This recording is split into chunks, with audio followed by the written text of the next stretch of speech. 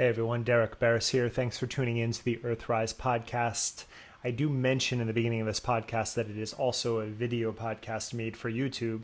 Unfortunately, as I was running multiple programs on my laptop, the video got truncated and didn't turn out well. I had a fail-safe for audio, so the audio turned out, so I let it go at that. No real reason to stare at me the whole time anyway. If you're interested in the information, you'll hear it, and I'll put up a picture of one of my cats instead because he's a lot more visually appealing anyway.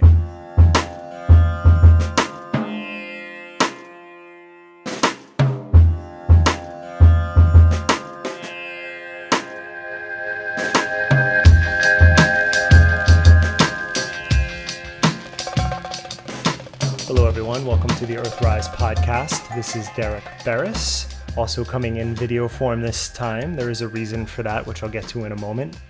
I wasn't planning on recording a podcast today. It's been a few weeks, but that has been my schedule. And then 3 days ago, a new clip of a documentary film called The Plandemic hit my social media feeds, and I immediately was suspicious because in the description of the film was the idea that it was going to be taken down. And if you want to start a controversy, well, telling people that there's going to be a controversy is a great way to do it, to get the fire stoked. I did watch it that day and then saw it shared over and over again, and then I decided to watch it again yesterday after I wrote an article for Big Think for my column on this movie, which has received over 1 million reads so far in about 16 hours. I've had some successful articles on that website, but this is by far the fastest that it has gone, and there are a number of reasons for that, which I will get to and I want to go through. And the reason that I'm doing this is because obviously whenever something controversial comes around, there is a lot of support and a lot of pushback, and I've gotten both, which is not uncommon. But to answer one question of why I don't respond to some of the negative commentary, it's because I don't feel a reason to talk to someone named Patriot Truth 8773. I've spent my entire life working either behind the scenes or in public, but I'm not afraid to show my face and to discuss these issues on what I hope would be a mature level. I don't get a lot of that from social media. We know that it's not designed for that. A few weeks ago, I did an interview with Sharon Salzberg for Big Think, and it was a wonderful talk with one of the foremost Buddhist meditation teachers in the country. And the YouTube commentary had to do with her weight and the fact that she was Jewish. So that's the sort of intellectual level that we're dealing with a lot of people. So do I feel the need to respond? No, I don't. I gloss over, and it's kind of irrelevant to me.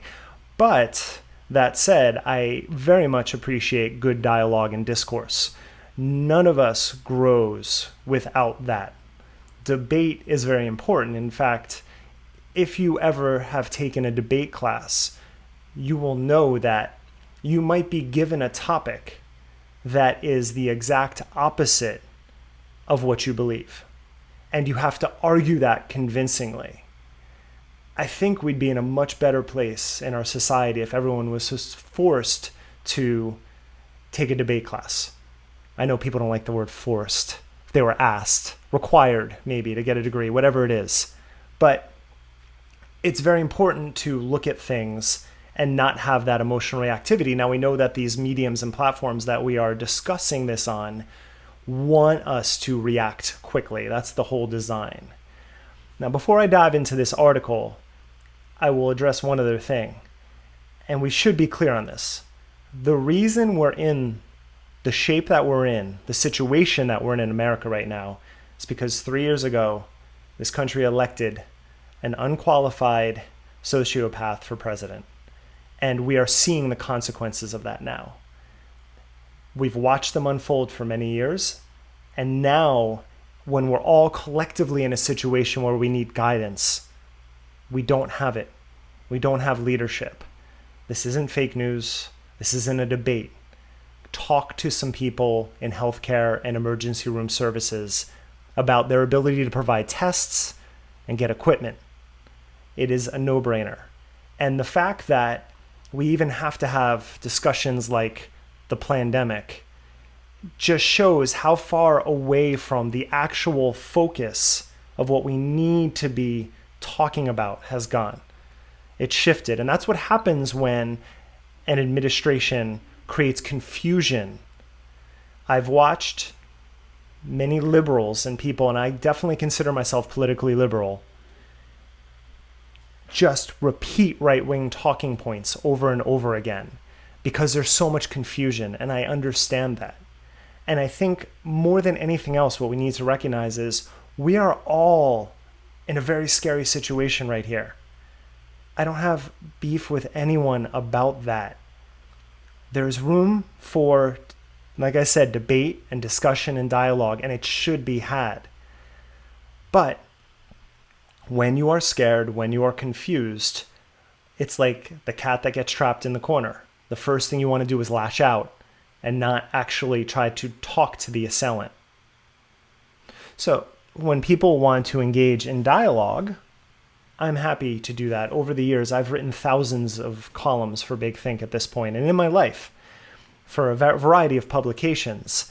And when someone has come at me with some proof that was contradicting what I said, I've changed the article, I've made retractions. I've even started a few very good friendships with people that started as debates. Why? Because the tenor and the approach of the situation merited it. We were actually trying to help one another grow together. And this film is just indicative of a process that's been going on for decades and is reaching a fever pitch right now. One other criticism I'll quickly address, because I don't usually publicly talk about it, but if your criticism of my writing is that I'm a yoga instructor, that says a lot more about you than it does me. This bifurcation of body and mind, as if we can't be both intellectually stimulated and physically capable, is really frightening. I think about Aristotle and Plato, who started their schools in gymnasiums, and Socrates, the gymnasium. There were instructions in philosophy alongside physical fitness. For a long time, you couldn't separate those two. Now, it's not Descartes is the reason that we've gone full dualism. That had been around for a while, but when we say dualism, we usually point to Cartesian dualism, so we can use that as an example of this idea that there's some separate other thing than the body.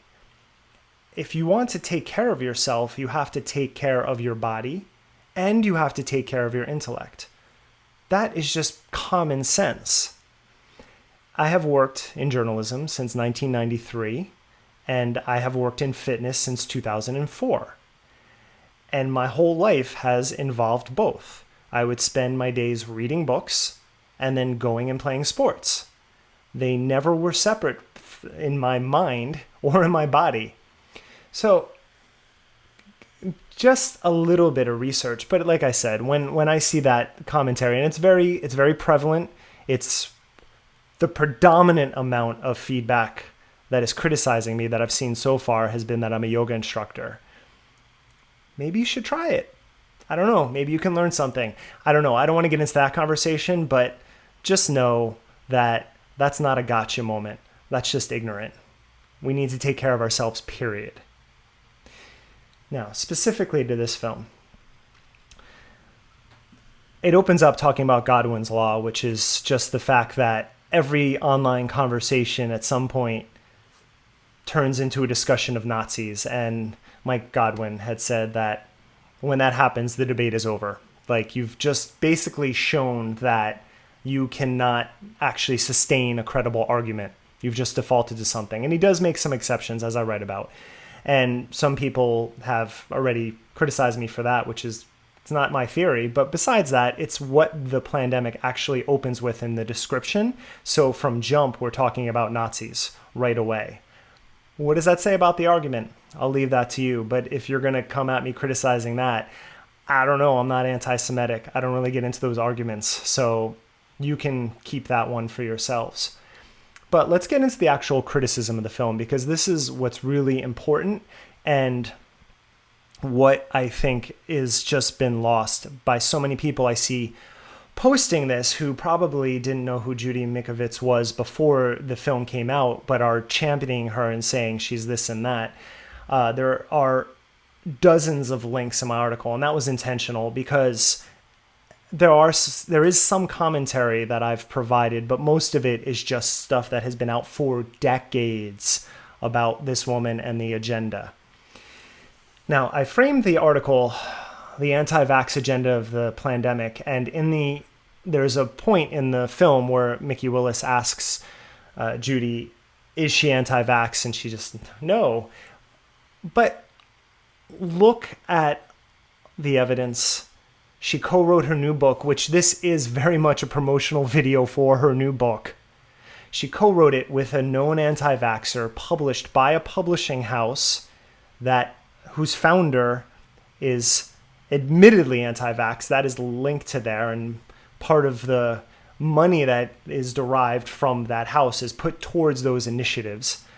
And it was featuring a foreword by Robert F. Kennedy. So you make that decision, but there's also links to her speaking at anti-vax lectures. So when people say that she's not anti-vax, that's a pretty interesting crowd that she runs with and conference circuit that she has spoken at for a number of years.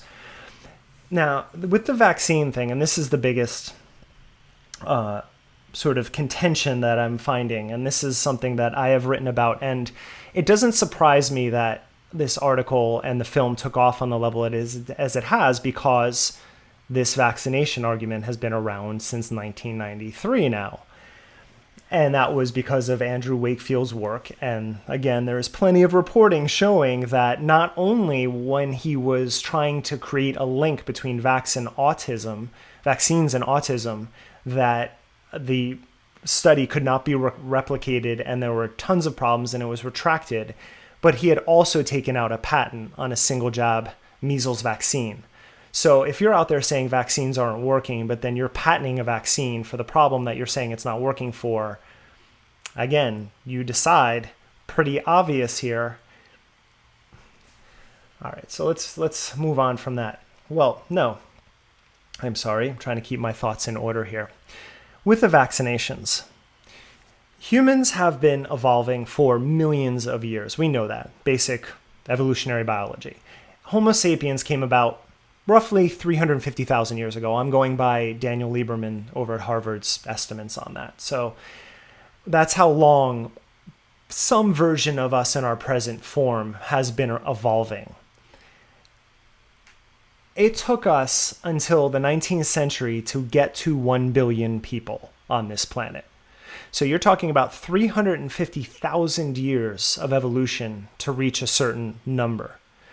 Now, in the 18th and 19th centuries, two particular medical advancements occurred, which was the understanding of germ theory, which is that bacteria and viruses are the cause of sickness, because we have to understand up until that point, there was some speculation on that, but it was also thought that miasma theory, right, that the ether was releasing noxious gases, and the best way to protect yourself, and this is till the 20th century, this one, was not to wash, to keep your body pure, which meant never putting soap to your body, that created sickness.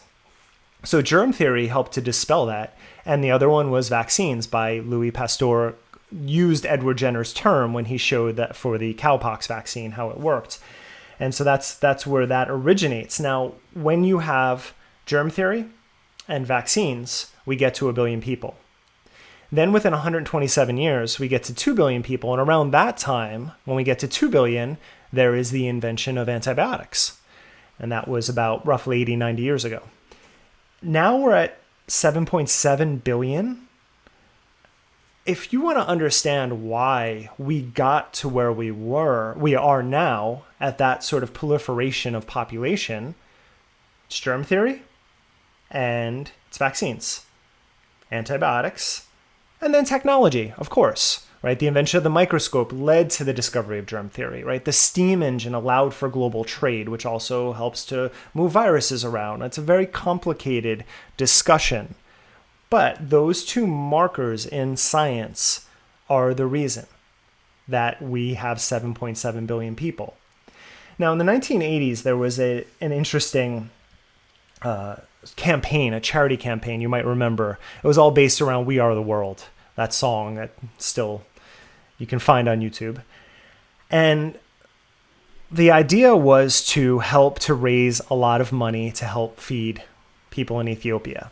And what the people behind that charity realized was they can talk about millions of people who are starving every day. But instead, they showed one child. And they were very successful with that. And the reason is because I can say 2 million people suffer from this. And it's like, wow, that's a lot of people. There's no emotional connection to a number. You show one person suffering, and there's an emotional connection that's created. It's like, oh, that's horrible. I can see him. Now, that worked very well for the charity, but it also doesn't work so well when we're talking about vaccines. Yes, the vaccines have never been a perfect science. Period. There are complications. It is very complex. It has to do with your microbiome. It might even have to do with your oral microbiome. These are fields of study that are just emerging now, that we're just starting to understand the complex interaction of drugs with our stomachs. There was a drug a few years ago that was being tested for helping to cure insomnia. It was called gaboxidol. And the trials in Europe were very good. And the company was very happy about this. And they bring it to the US to do the US trials, and it bombed. And what they realized was that Americans eat more meat than most any other culture. But the protein, because of the increased protein that we take, contraindicates against the drug. So that if you eat less meat, the drug is actually more successful. But if you eat more meat, not so much. That is what we're dealing with. So the reasons for vaccines having contraindications in people, we don't know. And no one has ever said they were a perfect science. What we do know is that we went from 1 billion people to 7.7 billion people. That's a pretty big success story. When there are thousands of cases of people having contraindications and suffering from vaccines, that's really sad. But it is not the majority. It's the same problem we're having right now with the reopening of the states with coronavirus. We're sheltering at home. It's working. The numbers are going down. They're opening up. We'll see where we are in June. But again, population estimates and where the virus hits is going to be so telling of the methods. And that's not a discussion I want to get into right now. But it's the problem. We use these preventative measures for our health, and they work. But then when they don't, we point out the outliers. Right? And so that is one of my biggest contentions with when people say, oh, it did this to this person. That's terrible. Hopefully that vaccine is going to be, they will figure that out so that it doesn't hurt people. Period. But I've never had polio. I've never had measles. I don't go out and say, well, I've never had them, so therefore the vaccine was irrelevant. No, I was vaccinated. So that probably helped protect me from that. It's pretty basic science. That's the vaccine part. But we're looking here at the Plandemic and Plague of Corruption, which is Judy Mikovits's new book, which, as I said, was published, co-written with an anti-vaxxer known on a publishing house that is specifically anti-vax, known. My personal last book was published by the same house. When my agent got me that deal, I did not know. I would have reconsidered, knowing that any money made from my book went to that agenda. It does not sit well with me, but I didn't find that out until after the book was published. And again, Robert F. Kennedy being in there. So when in the film she says, no, I'm not anti-vax, if that's what you're using as your evidence, instead of looking at all of these connections as well as her discussions or conversations and lectures in the anti-vax circuit and what she's discussed, it's all linked right there. The flu vaccine linked to coronavirus, this is brought out in the film as evidence that getting a vaccine increases your likelihood of getting COVID-19. As I point out, there were previous studies showing no connection between flu vaccine and coronavirus, which has a larger sample population, as well as covered 6 flu seasons instead of the one she points out. There was nothing anti-vax about that study, by the way. It's a legitimate study. It's just a small sample size in one flu season. And the coronavirus that was under discussion in that study is not COVID-19. It's the common cold, right? There are, I believe, 6 or 7 coronaviruses. I might be wrong on that, so I apologize. But there are at least 3 that manifest as the common cold. That was what the study was looking at. You cannot extrapolate from a study talking about one virus and then just put it onto another virus. That is bad science. There's this has to do with the editing, and this is what really sort of raised my eyebrows the first time I watched the film, when they're talking about hydroxychloroquine and the fact that it's been on the WHO's model lists of essential medicines for, I guess, about 65 years. And hydroxychloroquine has been shown, as we know, for malaria and lupus and rheumatoid arthritis. That does not mean that it works for COVID-19. If it does, in conjunction with other drugs, awesome, great. But so far the tests have been conflicting. In some cases, it seems to be the case. In other cases, more people are dying. That's not a good sample size. We need more studies on that, period. But the way that the film was edited with Dr. Fauci's statement, and I have no vested interest in this man. I don't particularly trust most people around Trump. So the idea that like I'm a plant for him, which I've seen, which is fascinating to me. I'm in my apartment in Los Angeles writing and teaching. I have no connection with any of these medical experts besides research. But it's still problematic because in the video they talk about him specifically saying that only evidence linked with COVID-19 is anecdotal, that there haven't been published peer-reviewed studies that really show that it's going to work. But the way the film is edited makes it seem like he's saying all evidence is anecdotal. And that's not true. And he wouldn't have said that. That's basic. Talk about the Bakersfield doctors. I can't with Bakersfield right now. I'm sorry. These guys are, but they do bring up a point that we need to be around viruses and bacteria. Yes, there has been a long debate about using antibacterial soaps. That's important. We are killing our immune systems. In the 1990s, there were 3 antibiotics a year that were being produced by pharmaceutical companies. We are now at 1 every 2 years, and the reason is they're not lucrative anymore. And that's because we have a for-profit healthcare system, which is the real problem here, is that companies can try to price gouge. And if the money is not in the product, they're not going to go there. The problem is that viruses and antibiotics, bacteria, are evolving so that we can no longer use them and we're not producing new ones to match our environment. This whole thing is a mismatch to our environment. That's what climate change is. That's what this virus is. We're not matched to our environment. So those doctors should know better. They should know. That was just dishonest, that whole thing. Maybe their clinic isn't being overrun. But I've talked to a few people in emergency rooms whose clinics and hospitals are being overrun, and it's not fair. It's not fair to them. This whole thing isn't fair to the people who are actually putting their lives on the line for us right now. Last points, the shady montage. Yeah, this is the film editing, and it's very suspect, where you have talking about polarization and how the media polarizes us, which is true. But you can't put Alex Jones and Sean Hannity and then put Trevor Noah and John Oliver and splice them together to make them seem like everyone is being dishonest. Trevor Noah and John Oliver have particular viewpoints, but like my article, they back it up with clips and things that were actually said, not just ideas that people threw out there.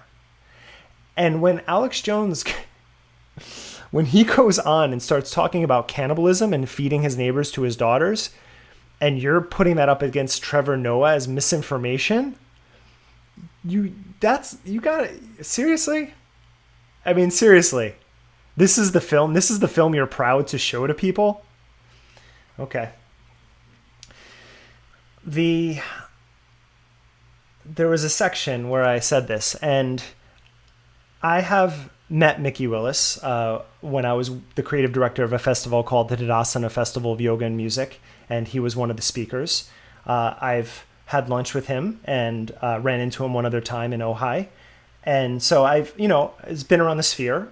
Very nice guy. I very much enjoyed my conversations with him. Nothing here is personal in terms of character or anything. But again, when you're putting this out with a specific agenda and saying it's to stop agendas, I do have a problem with that. And if you look at someone's history and where their work has gone, his company became well known, Elevate Films, with the marketing and distribution of The Secret, the book, the movie version of the book by Rhonda Byrne. And the basic premise of this, I'm sure you've come across it, is ask, believe, receive. And my specific contention with this is it's geared towards a very specific, mostly affluent audience that can afford to think that your mind can create your reality. That's very easy to say when you have the money and resources to manifest your reality. Most people are not in that situation. We've just passed 33.5 million people filing for unemployment right now. And I know that's a separate time, but this universal principle of this idea that it's your fault if your reality isn't what you want it to be completely misunderstands racial and ethnic dynamics within cultures. It's not right.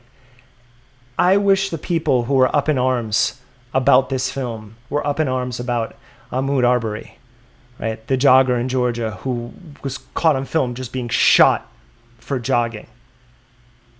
And I know that's a separate issue. I understand that. But the things that we focus on, the fact that I have to spend an entire day writing this article because I see a lot of people that I like and respect being pulled in by it without researching, just seeing it on the screen, is highly problematic.